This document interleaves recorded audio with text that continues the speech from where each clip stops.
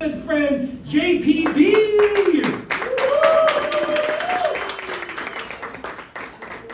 Michigan, how are you doing? We're trying to log into the damn website to vote. That's how we're doing.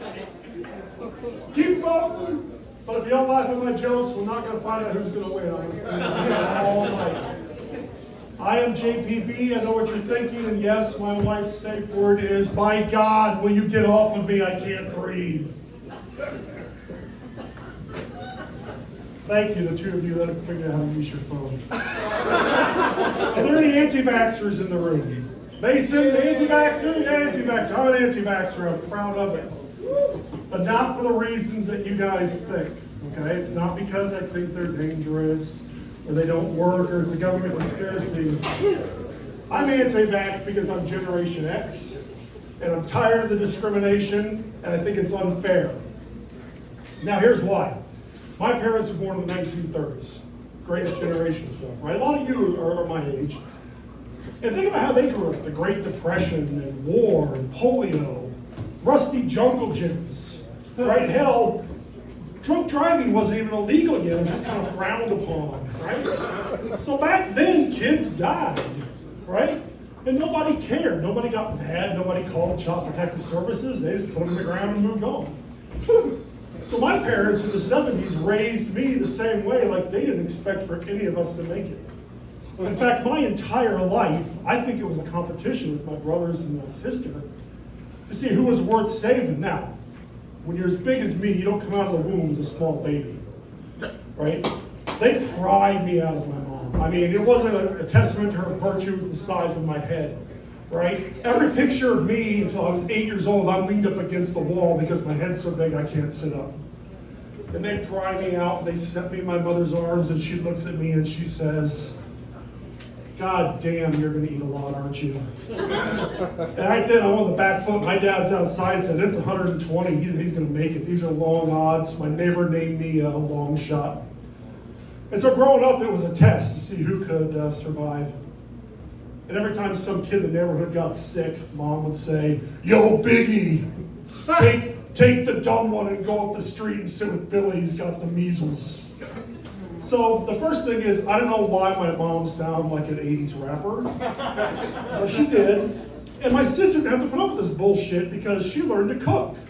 So at 10, my dad takes her aside and says, "Look, honey, you can cook. We think you should make dinner. But it's your choice. You can either make dinner or get the measles." So she made dinner. I'm fighting for my life. I said when I turned 10, "Hey, Mom, I'd like a bike." And she said, "There's bike parts in the garage, go make yourself a bike." So I did at 10. I'm very handy. You can tell by looking at me, these giant prize fighter hands. So I make my bike, and my parents had one rule about safety equipment. It's the same rule as playing outside. That is, unless you're playing in the hose, put on a pair of pants. Right? That's it, that's the rule. So I'm on my homemade bike, and I'm riding up the street, and what do you think happens? I pack me in that front tire, hit my head on the pavement, boom, ah! And I run home, and Mom says, "Oh, honey, it's just a minor concussion." Now, maybe it was the concussion talking, but it didn't sound like lovingly, like, "Oh, you're gonna be okay." It sounded more like, "God damn it, Joe, what are we gonna do now? This is our one chance, the homemade bike, you said this would work." Now, I can see it all in your faces. Some of you, I think it's the confusion of figuring out the QR code. Right here, maybe, right here, and Donna. But you're thinking, what in the hell does any of this have to do with vaccines? I'm getting there, okay? When my son turned 10, I dressed him up like something of a Mad Max movie just to go around the block, right? He had the helmet, he had the neck pads, elbow pads, wrist pads. And I was terrified because somewhere along the lines we went from, "Oh, it's just a little concussion," to, "Oh my God, you've got a concussion," right? And then I realized that I don't have the options as a parent that my parents did. Because you can't tell me, and I don't care if you're a Republican, you're a Democrat, whatever your religious beliefs are, but there is not a better way to deal with a kid that's a problem than smallpox. And thanks to vaccines, we don't have an option anymore. For the first time in human history, Generation X, my generation, we're the generation where the expectation is that all of our kids should live. And it's bullshit. It's too much pressure. That's why they're all screwed up. You guys ever hear the expression that to make an omelet, you gotta break some eggs? Yeah. Right? That reminds me of a friend of mine. At my day job, I program computers. And a friend of mine comes up with this great idea that he's going to build a company where they train computers to look at images and text you when your kid falls in the pool. Now, I'm not sure what the benefit is, like that if you want to catch their last words. But okay, that's something to try. Now, do you guys know how we train computers to recognize when a kid falls in the pool? You got to show them pictures of people falling in the pool. So if I want to teach a computer about a cat, I give a picture of a cat. This is a cat. This is not a cat. This is a cat. This is not a cat. After a while, the computer figures it out, right? It says, okay, I know what a cat is.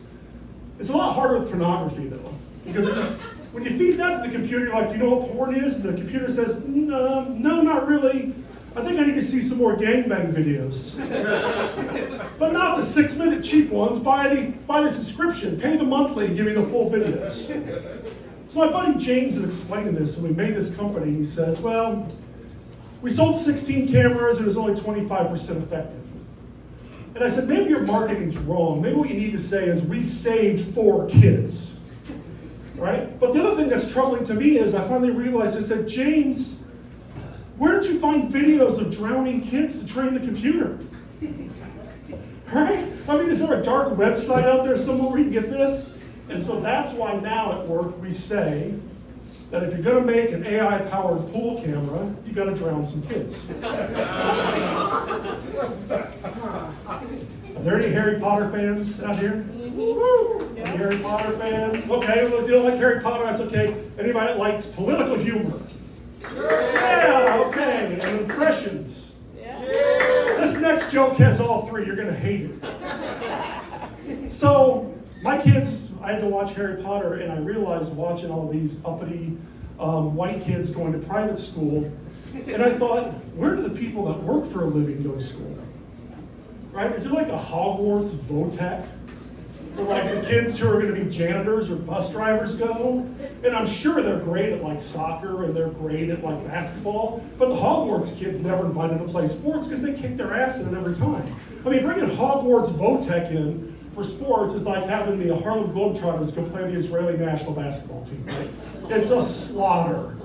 And so maybe Dumbledore, right? Maybe Dumbledore has a brother, Carl Dumbledore. And Carl Dumbledore wants to be a landscape wizard, right? That's why he's going to Votech. But he's struggling with his schedule, and he says, Randy, that's his best friend, Randy. I don't know what Randy's last name is.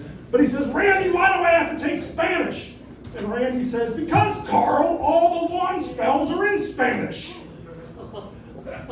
And now that pisses off the house elves. This is going to go way deep. Stick with me. This is going to go way deep into it's for these guys over here, these 20-somethings.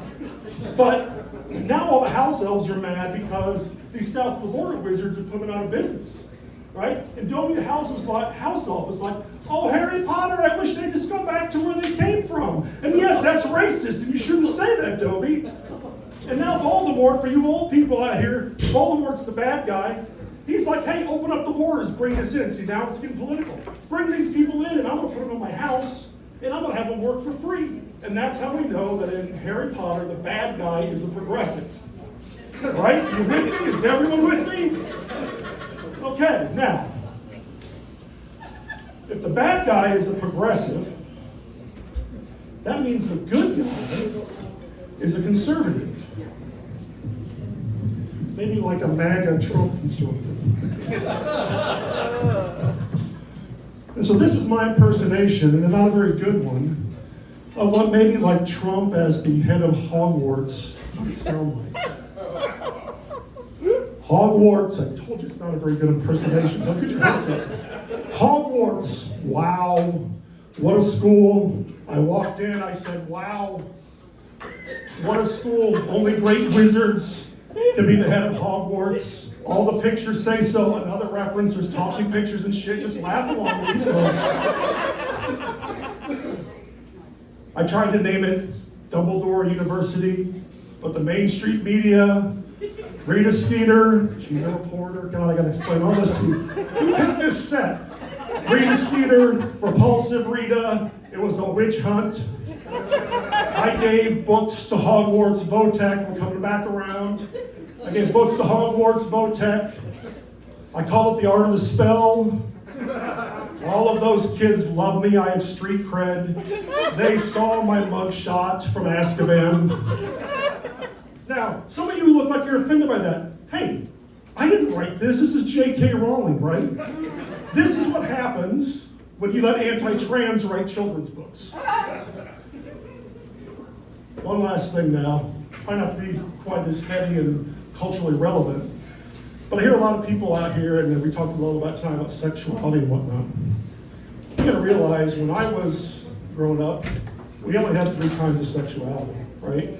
We had normal, whores, and those gays. Right? And I don't mean that in a bad way. This is the 80s. We didn't know.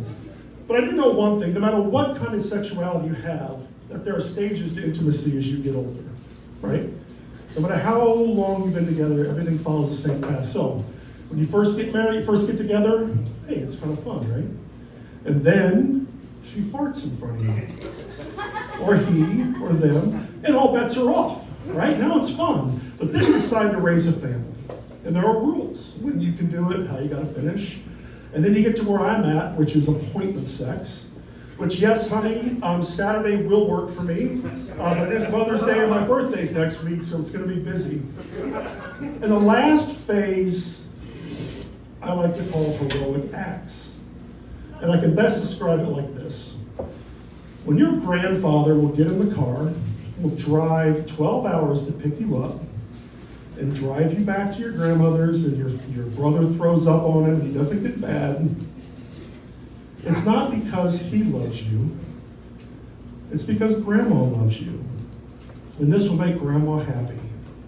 And maybe, just maybe this time, grandpa's hoping that grandma will take her teeth out.